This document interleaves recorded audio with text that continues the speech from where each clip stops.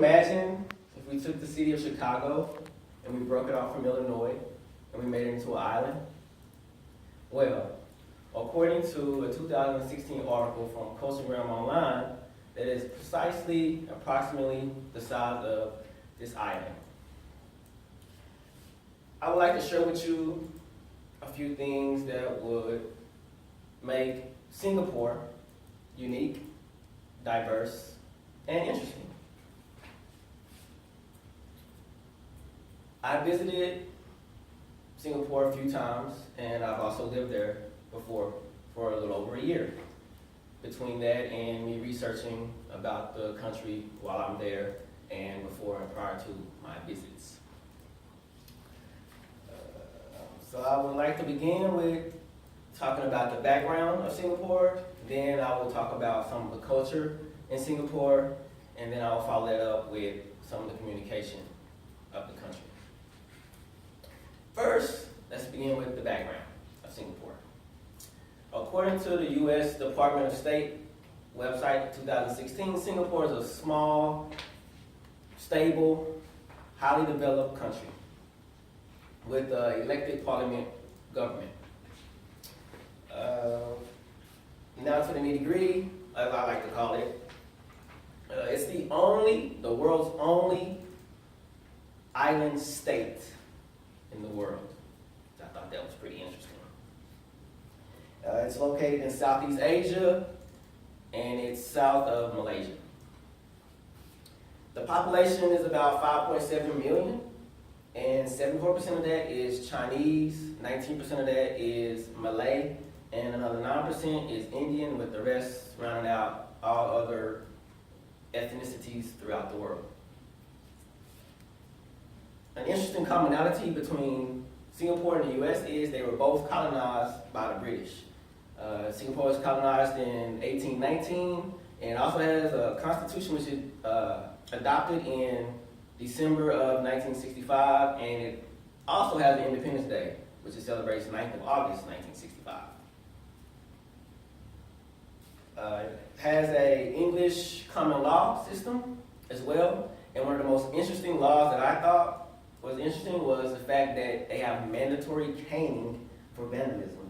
So if you mess up anybody's property, and they also consider stealing as vandalism as well. So if you're a male and you're under 50, of course, they don't cane women or kids. So they do a little bit of other things, but men subject to cane if you break the law like that. So yeah. Secondly, I would like to discuss the culture of Singapore. Having lived there and visited there many times, I can honestly say that it's a cultural melting pot.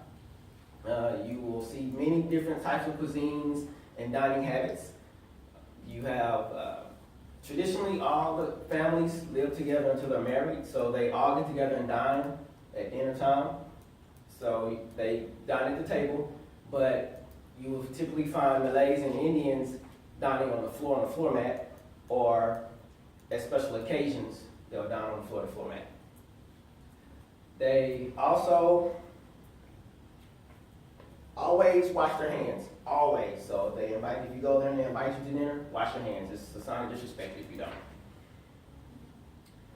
The religion of Singaporean religion consists of Buddhism, Taoism, Hinduism, Islam, Christianity, and some other small religions there. And all these religions harmonize and operate together.